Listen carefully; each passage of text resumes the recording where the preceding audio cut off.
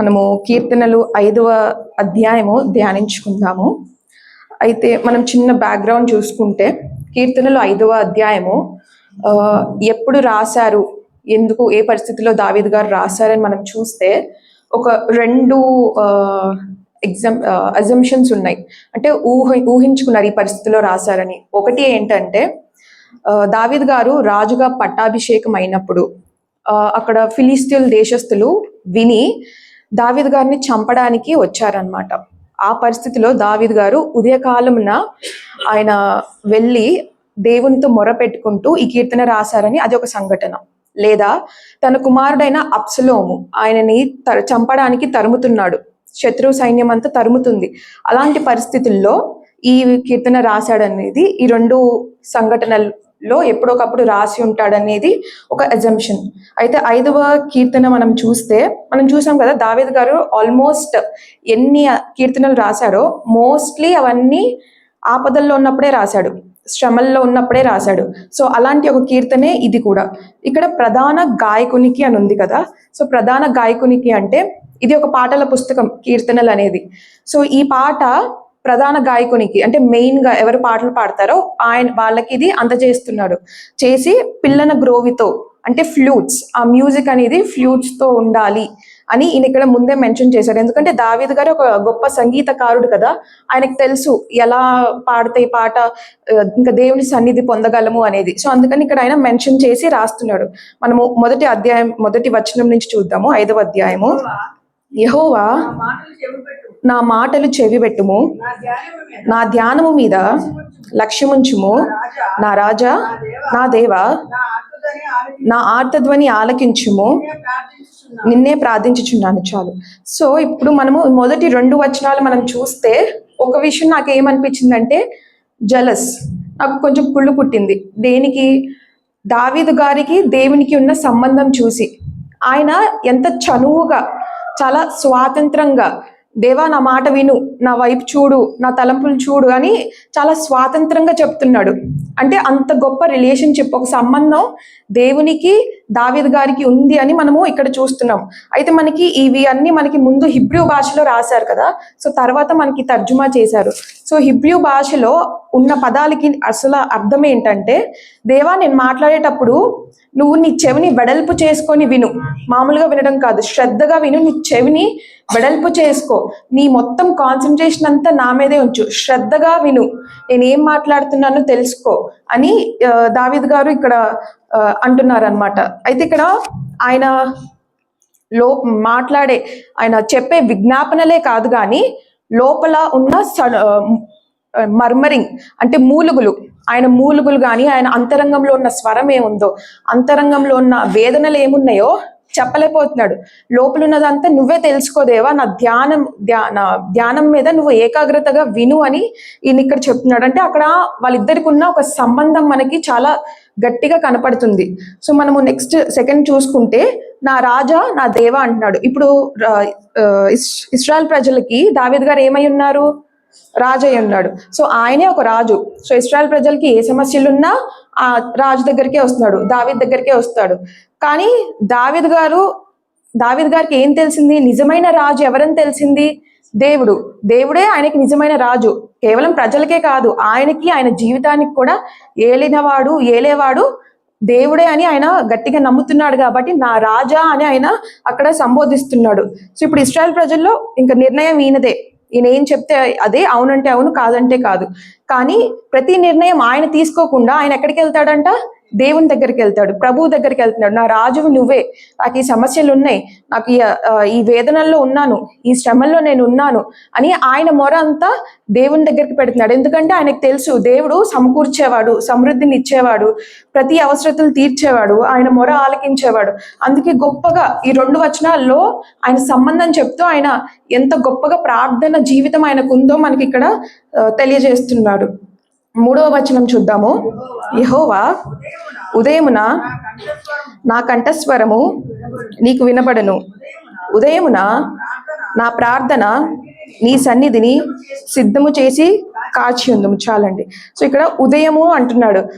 నా వల్ల అయితే కాదండి, ఉదయం లేచి ప్రార్థించడం అది నెక్స్ట్ ఇంపాసిబుల్, నాకు అసలు కుదరదు. బట్ దావీద్ గారు ఆయన ఏదో గొప్ప వ్యక్తి అని కాదు, కానీ ఆయనకున్న తపన దేవునితో డేలో ఉన్న బెస్ట్ టైం మనం దేవునితో స్పెండ్ చేయాలంటే ఉదయకాలంన, వేకో జామున కదా. ఉదయకాలం చేసే ప్రార్థన చాలా శక్తివంతమైందని కూడా మనం అంటాము.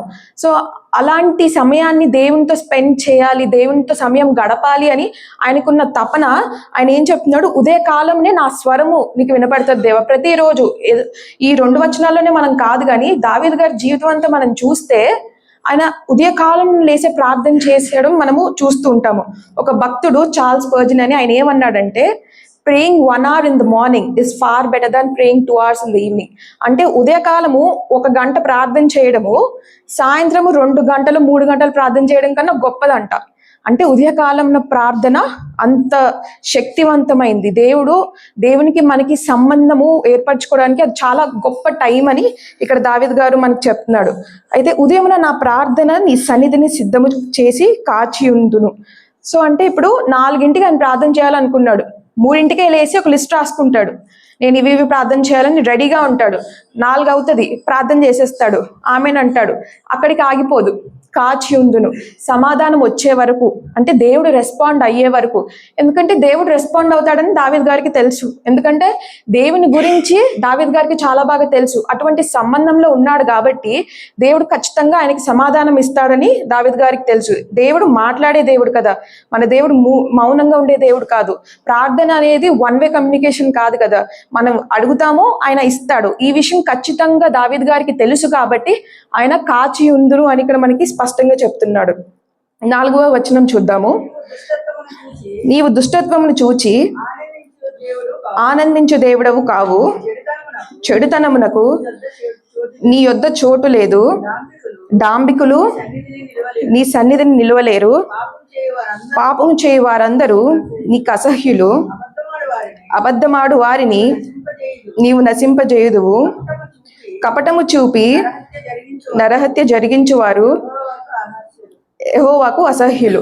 ఓకే, ఇక్కడ మనకి 3 వచనాలు, ఫస్ట్ 3 వచనాలు మనం ఏం చూసాం, దావీదు గారికి దేవునికి ఉన్న సంబంధం, వాళ్ళ రిలేషన్షిప్ గురించి మనం చూసాము. ఆయన ప్రార్థన జీవితం ఎలా ఉంటుందో చూసాము.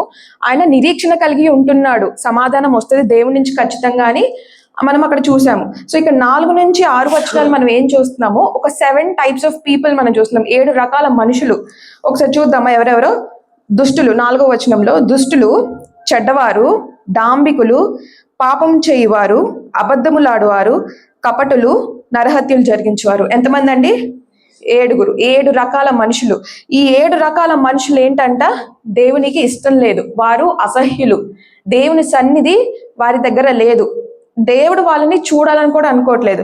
హబకుకు రాసిన గ్రంథము 1వ అధ్యాయం 13వ వచనం చూద్దాము.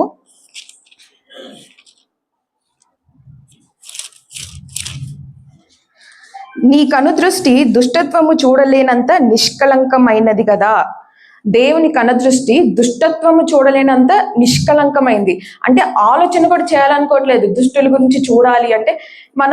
దేవుడు అందరినీ ప్రేమిస్తాడు, పాపులను ప్రేమిస్తాడు, కానీ పాపాన్ని ప్రేమిస్తూ పాపంలో జీవించే వారిని ఆయన దగ్గరికి చేర్చుకోలేడు, ఆయనకి ఇష్టం ఉండదంట.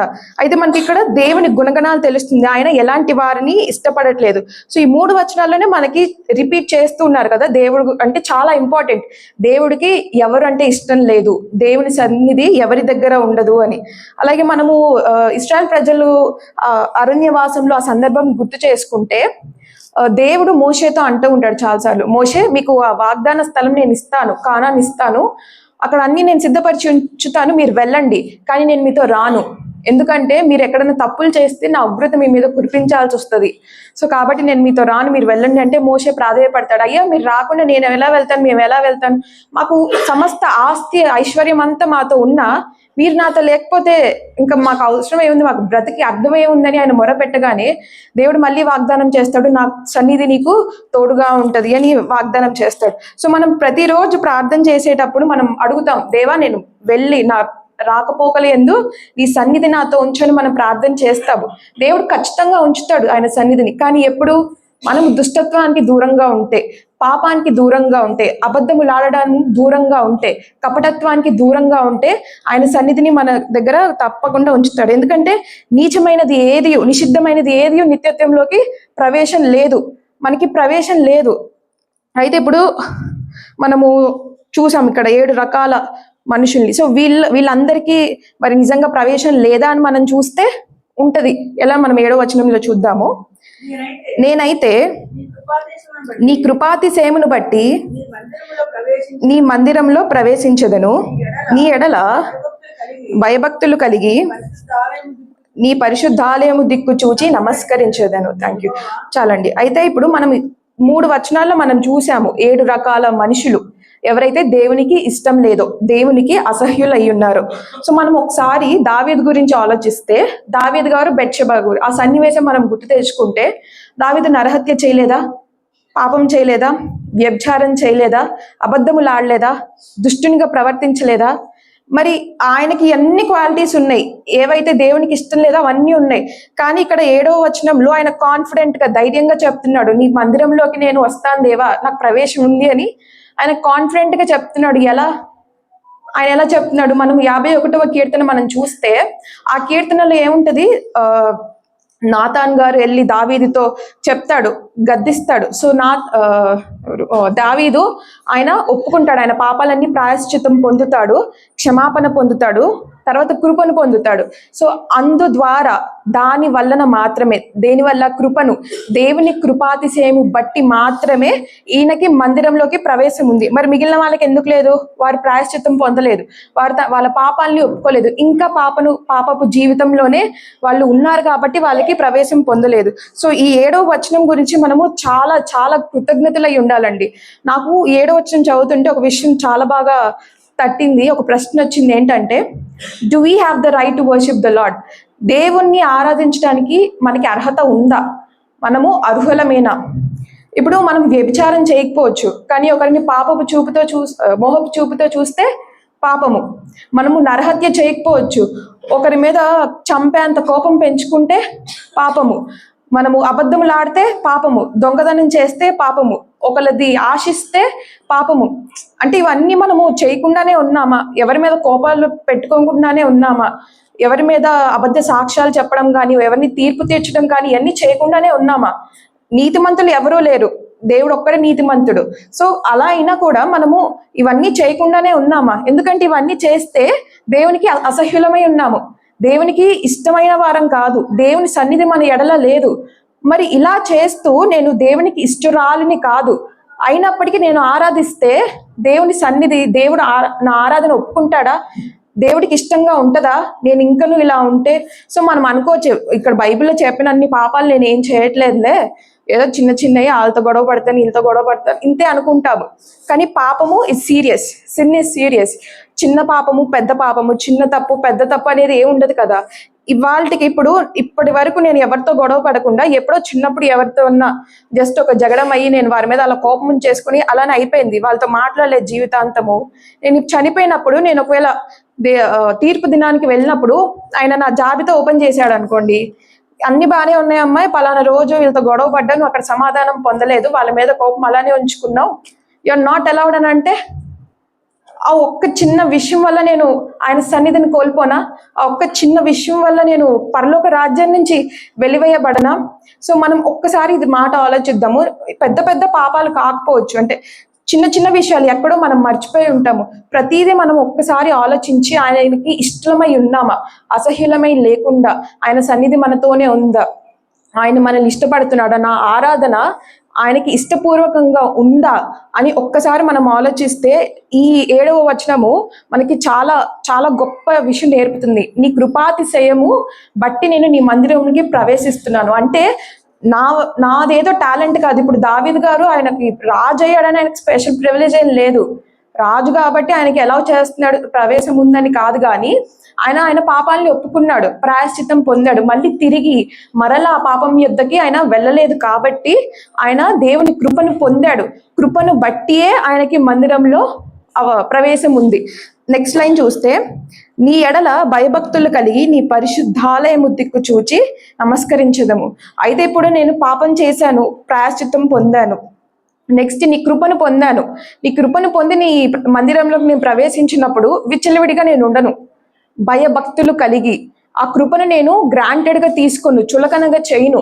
నీ భయభక్తులు కలిగి నేను నీ మందిరంలో నేను నీకు నమస్కరించేదను. సో మందిరంలో నీ పరిశుద్ధాలయము దిక్కు చూసి నమస్కరించేదను. సో దావీదు గారు జీవించిన కాలం అంతా అక్కడ ఇంకా పరిశుద్ధాలయం కట్టబడలేదు. ఆయనకు చాలా తపన ఉండేది, నేను దేవునికి మంచి మందిరం కట్టాలి, గొప్పగా కట్టాలి అని అనుకున్నాడు. కానీ దేవుడు ఏమన్నాడు, నో, నీ కొడుకైన సొలొమోను ఆయన కడతాడు, నువ్వు కట్టొద్దు అని అన్నాడు. మరి ఇక్కడ దావీదు గారు దేని గురించి అంటున్నాడు? సో అప్పటికి గుడారంలో మందసము పెట్టి ఉన్నది. అయితే దాని తట్టు వైపైన చూసి నమస్కరించాలి, లేదా దేవుడు ఎక్కడుంటాడు? ఆకాశం వైపు తట్టి తిరిగి చూసి అటువైపన్నా చూడాలి. అంటే ఏంటి? నువ్వెక్కడుంటావో దేవా, నా దృష్టి నీ వైపే, నా చూపు నీ వైపే, అటు చూసే నేను నిన్ను నమస్కరించేదను, నిన్ను ఆరాధించేదను. సో ముందు మనం అర్హులమా కాదా అని ఒక్కసారి పరీక్షించుకొని అర్హులమైనట్టయితే ఆయన వైపు చూసే మనము ఆరాధించాలి అని మనము ఈ 7వ వచనంలో చూస్తాము. అయితే 8వ వచనం చూద్దాము. యెహోవా నా కొరకు పొంచి ఉన్న వారిని బట్టి నీ నిత్యానుసారముగా నన్ను నడిపింపుము, నీ మార్గమును నాకు స్పష్టముగా కనపరచును. చాలండి. అయితే ఇప్పుడు 8వ వచనం మనం చూస్తే, నీ మార్గము, నా మార్గము కాదు, నీ మార్గము నాకు స్పష్టముగా కనపరచుము. అయితే ఇక్కడ ఆయనకి వెంటబడుతున్న శత్రువులను బట్టి ఆయన ఆపదను గురించి చెప్తున్నాడు. అలాగే ఆయన నిత్యానుసారంగా తీర్పు తీర్చమని, జడ్జ్ చేయమని ఇక్కడ చెప్తున్నాడు. సో ఇక్కడ మనం ఒక విషయం చూస్తే, శత్రువులను బట్టి, శత్రువుల కోసము నన్ను నీ మార్గము నాకు క్లియర్ గా చూపించదేవా అని అడుగుతున్నాడు. ఎందుకండి, మనము పౌలు శిలలు వాళ్ళని చూస్తే చెరసాలలో వాళ్ళు అర్ధరాత్రి వేళ వాళ్ళు ఆరాధన చేసినప్పుడు చెరసాలలో ఉన్న ఇతర ఖైదీలందరూ విని దేవుని గురించి తెలుసుకున్నారంట. సో ఇప్పుడు నాకు శత్రువులు ఉన్నారని దావీదు గారు రాజు, ఆయన అనుకుంటే శత్రువు రాజు మీద విజయం పొందగలడు. కానీ ఆయన దేవునితో ఏం మాట్లాడుతున్నాడు? దేవా, నా శత్రువులను బట్టి, నన్ను ద్వేషించే వారిని బట్టి నన్ను నీ మార్గంలో నడుపుము, నీ నీతిని బట్టి నన్ను నడుపుము అని అడుగుతున్నాడు. ఎందుకు? నేను నీ మార్గంలో నడిచినట్లయితే నన్ను చూసి వారు నీ గురించి తెలుసుకుంటారు, నన్ను చూసి వారు రక్షణ పొందొచ్చేమో. అంటే ఇప్పుడు ఎవరైతే దేవుడు అంటే తెలియదో వారు బైబిల్ చదవరు, వారు వాక్యం వినరు కదా. సో వాళ్ళు ఏం చూస్తారు? మనల్ని చూస్తారు. మనం ఏమై ఉండాలి? దేవుడు మన ద్వారా ఎంతో మందిని రక్షించాలనుకుంటున్నాడు, ఎంతో మందికి సువార్త ప్రకటించాలనుకుంటున్నాడు. మనం ఇంటింటా వెళ్ళి సువార్త ప్రకటించక్కర్లేదు. మనము మన బిహేవియర్, మన క్యారెక్టర్, మనం నడుచుకునే విధానం, మనం మాట్లాడే మాట, మన వైఖరి, వీటి ద్వారానే మనం దేవుని గురించి ప్రకటించవచ్చు. వీటిని చూసే వారు దేవుని గురించి తెలుసుకోవచ్చు, రక్షణ పొందొచ్చు. సో అందుకని దావీదు గారు అంటున్నారు, దేవా, నా శత్రువులు బట్టి నాకేం లేదు ప్రభా, నాకు వాళ్ళ గురించి, వాళ్ళు నన్ను చంపేసినా నాకు ప్రాబ్లం లేదు, కానీ వారి గురించి నన్ను నీ మార్గంలో నడిపించుము అని ఇక్కడ అడుగుతున్నాడు. చాలా గొప్ప మాట కదండి. ఇప్పుడు మనము 9వ వచనం చూద్దాము. వారి నోట యథార్థత లేదు, వారి అంతరంగము నాశనకరమైన గుంట, వారి కంఠము తెరచిన సమాధి, వారు నాలుకతో ఇచ్చకములాడుదురు. దేవా, వారి నీ మీద తిరగబడి ఉన్నారు, వారిని అపరాధులుగా తీర్చుము, వారు తమ ఆలోచనలను చిక్కుబడి కూలుదురుగాక, వారు చేసిన అనేక దోషములను బట్టి వారిని వెలివేయము. Thank you. సో ఇప్పుడు 9, 10 వచనాలు మనం చూస్తే మనం నేర్చుకున్నది ఏంటంటే, నీ శత్రువుల్ని కూడా ప్రేమించాలి, నీ శత్రువుల గురించి ప్రార్థన చేయాలని మనం నేర్చుకుంటున్నాము. కానీ ఇక్కడ 9, 10 వచనాల్లో దావీదు గారు వారికి తీర్పు తీర్చు దేవా, వాళ్ళు నీ మీద తిరగబడి ఉన్నారు, నీ పట్ల వాళ్ళు అపరాధం చేసి ఉన్నారు అని వారి గురించి చెప్తున్నాడు. మనం ఇక్కడ 2 విషయాలు చూడొచ్చు. దావీదు శత్రువుల తప్పులు చెప్తూనే ఆయన తప్పులు కూడా చెప్పుకుంటున్నాడు. ఇప్పుడు మనం 4, 5, 6 వచనాలు చూసినప్పుడు అవన్నీ దావీదు గారు చేసినవేగా. పాపం చేశాడా, వ్యభిచారం చేశాడా, నరహత్య చేశాడా, అబద్ధాలు ఆడాడా, అవన్నీ దావీదు గారు చేసినవే. అలా కానీ దావీదు గారు క్షమాపణ పొందారు. ఎలా? పశ్చాత్తాప పొందారు, మారు మనసు పొందాడు. పశ్చాత్తాప పొందడం వల్ల దేవుని కృపను బట్టి మందిరంలోకి ప్రవేశం ఉంది. కానీ శత్రువులు ఎవరైతే ఇంకనూ అబద్ధములు ఆడుతున్నారో, ఇంకనూ అపరాధము చేస్తున్నారో, వారు ఇంకా మారు మనసు పొందలేదు, వారు పశ్చాత్తాపం పొందలేదు. కాబట్టి వారిని గురించి నీవు న్యాయం తీర్చుము దేవా అని అంటున్నాడు. వారు తమ ఆలోచనలో చిక్కుబడి కూలుదురుగాక. అంటే ఎవరు తీసిన గోతులో వాళ్ళే పడతారంటాం కదా. సో వారి చిక్కులో వాళ్ళే పడాలి దేవా, నువ్వే జడ్జ్ చేయాలి, నువ్వే తీర్పు తీర్చాలని ఇక్కడ మనకి తీర్పు దినం ఒకటి ఉంటది, జడ్జ్మెంట్ డే ఒకటి ఉంటది అని మనకి ముందుగానే ఇక్కడ దావీదు గారు మనకి ప్రస్తావన చేస్తున్నారు. 11వ వచనం చూద్దాము. నిన్ను ఆశ్రయించు వారందరూ సంతోషించుదురు, నీవే వారిని కాపాడుదువు గనుక వారు నిత్యము ఆనంద ధ్వని చేయుదురు. యెహోవా, నీతిమంతులను ఆశీర్వదించువాడవు నీవే. కేడముతో కప్పినట్లు నీవు వారిని దయతో కప్పెదవు. కావున నీ నామమును ప్రేమించువారు నిన్ను గూర్చి ఉల్లసింతురు. ఓకే అండి, ఇప్పుడు 4వ అధ్యాయంలో 7వ వచనం చూద్దాము. కీర్తనల గ్రంథంలోనే, వారి ధాన్య ద్రాక్ష రసములు విస్తరించిన నాటి సంతోషము కంటే అధికమైన సంతోషము నీవు నా హృదయంలో పుట్టించితివి. Thank you. అంటే ఇప్పుడు మనం 11వ వచనంలో చూసాము, ఇతరులందరూ వారికి ఉన్న ధాన్యము వల్ల, వారికి ఉన్న ద్రాక్షారసము వల్ల, అంటే వారికి ఉన్న సిరి సంపదల వల్ల, వారు భూమి మీద వాళ్ళు పొందిన ఆశీర్వాదము వల్ల వారు ఆనందిస్తున్నారు, వారు సంతోషిస్తున్నారు. కానీ దేవా, నేనైతే నిన్ను ఆశ్రయించడం వల్ల నేను సంతోషిస్తున్నాను. కేవలము నీ రక్షణ అనేది మనకి ఇచ్చాడు కదా దేవుడు. ఆ రక్షణ ఆనందం కన్నా ఇంకా ఏ ఆనందం అది దాని ముందు పనికిరాదంట. ఏ యోగ్యత లేదండి మనకి, ఏ అర్హత లేదు. కానీ ఆయన మనల్ని ఎంతో ప్రేమించాడు కాబట్టి మన కొరకై శరీరధారి అయి వచ్చి మన పాపముల కొరకై మనము వెలకట్టాల్సిన అవసరం లేదు. మన బదులు ఆయన పొందాడు, శిక్షను పొందాడు. కాబట్టి మనకి ఆ రక్షణ ఆనందం ఇవాళ ఉంది.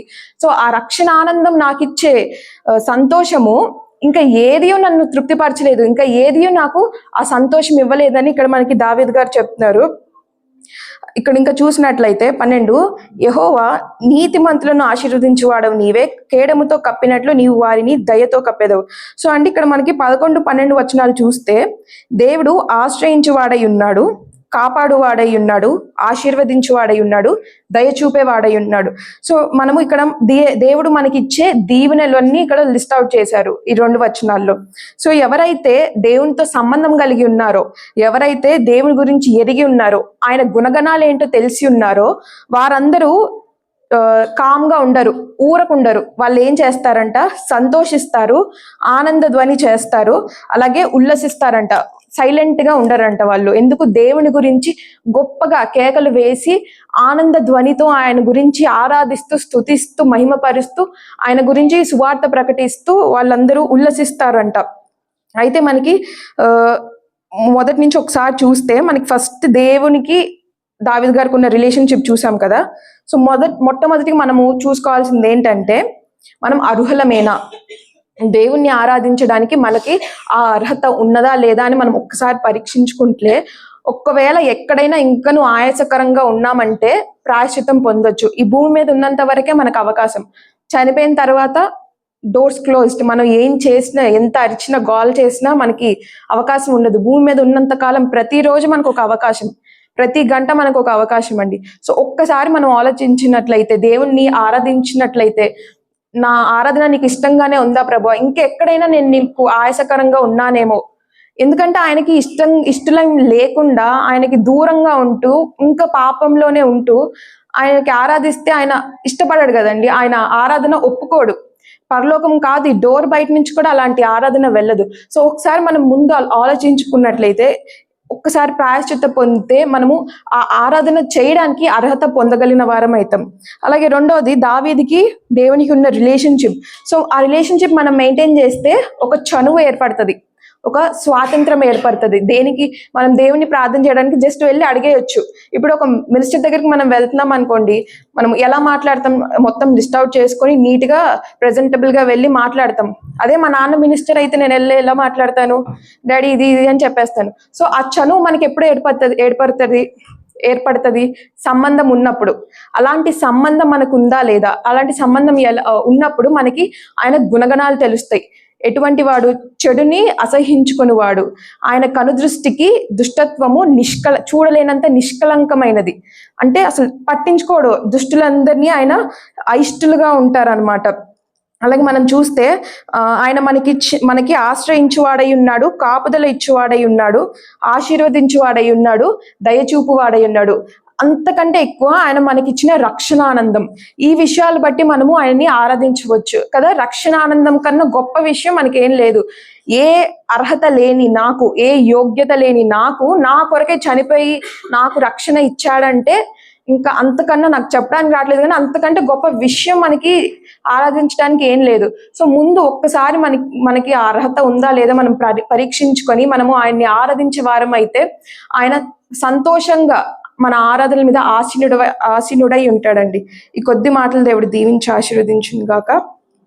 దయచేసి కళ్ళు మూసుకుందాం అందరము ఒక్క కొద్ది నిమిషాలు.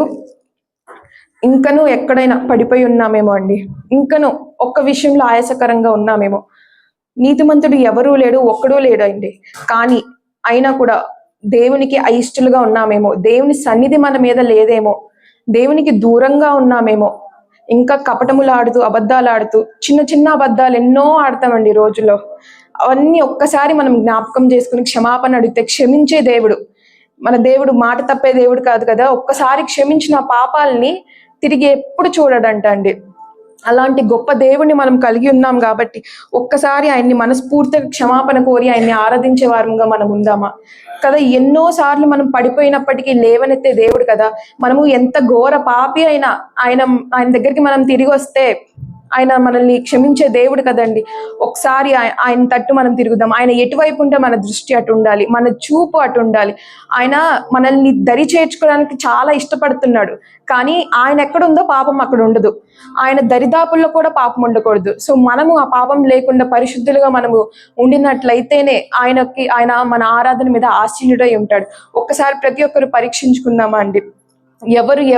ఎవరి మీద నేను వేలెత్తి చూపట్లేదు, నా గురించే నేను చెప్తున్నాను. ఈ వాక్యం అంతా నా గురించే. ఇంకా నేను ఎక్కడో ఏదో తప్పు చేసి ఉంటాను కాబట్టి ఈ వాక్యం చెప్పడానికి నాకు అవకాశం వచ్చిందని నేను అనుకుంటున్నాను. ఇంకనూ ఎక్కడో పడిపోయి ఉన్నాను, ఇంకనూ ఆయాసకరంగా ఉన్నానేమో అండి. కానీ ఒక్కసారి మనం దేవుని క్షమాపణ అడిగితే క్షమించే దేవుడు కదా. ఆయన ఎంతో ఇష్టంగా మనల్ని దరి చేర్చుకోవడానికి అనుకుంటున్నాడు, ఎంతో ప్రేమతో. ముందు ఆయన ప్రేమించాడు, మనం ప్రేమించలేదు కదండి. అందుకే ఆయన అంత ప్రేమతో తన కుమారుని మన దగ్గరికి పంపించాడు, మనకి రక్షణనిచ్చాడు. ఆ రక్షణ ఇచ్చే ఆనందము నాకు ప్రపంచంలో ఇంకా ఏం వచ్చినా మనకి అంత ఆనందం, అంత సంతోషం ఉండదు. అంత ధన్యత పొందిన మనము ఏం చేయాలండి? ఆరాధించాలి, ఉల్లసించాలి, గంతులు వేయాలి, కేకలు వేయాలి. దేవుని సన్నిధిలో గొప్పగా సంతోషంగా మనము ఆరాధించాలండి. ప్రతి ఒక్కరు మౌనంగా ఉండకుండా దయచేసి దేవుని మందిరంలో దేవుని ఆరాధించే వారంగా ఉన్నామా? దేవునికి ఇంకా ఆయాసకరంగా ఉంటే ముందు ఒక్కసారి క్షమాపణ కోరుదాం. ఒక్కసారి క్షమాపణ కోరి ఆయనకి ఇష్టపూర్వకంగా మనము ఆరాధించుదామండి. ప్రతి ఒక్కరు సైలెంట్ గా ఉండకండి అండి. దయచేసి ఆరాధించండి. స్తుతి స్తుతి స్తుతి స్తోత్రం తండ్రి, తండ్రి వందనాలు తండ్రి. సుడిగాలైనను నిశ్చలముగా చేసెదవు, నీవే నా బలం, నీవే నా నమ్మకము. సుడిగాలైనను నిశ్చలముగా చేసెదవు, నీవే నా బలం, నీవే నా నమ్మకము. గడచిన కాలము నాతో ఉన్నావు, నేడు నా తోడు నడుచుచున్నావు. గడచిన కాలము నాతో ఉన్నావు, నేడు నా తోడు నడుచుచున్నావు. సదా నాతోనే ఉంటావు. ఎగసిపడే తుఫానుల్లో నీవే ఆశ్రయ దుర్గము. ఎదురుపడే అలలెన్నైనా అవి నీ పాదముల క్రిందనే. ఎగసిపడే తుఫానుల్లో నీవే ఆశ్రయ దుర్గము. ఎదురు పడే అలలన్నైనా అవి నీ పాదముల క్రిందనే. సుడిగాలైనను నిశ్చలముగా చేసెదవు. నీవే నా బలం, నీవే నా నమ్మకము.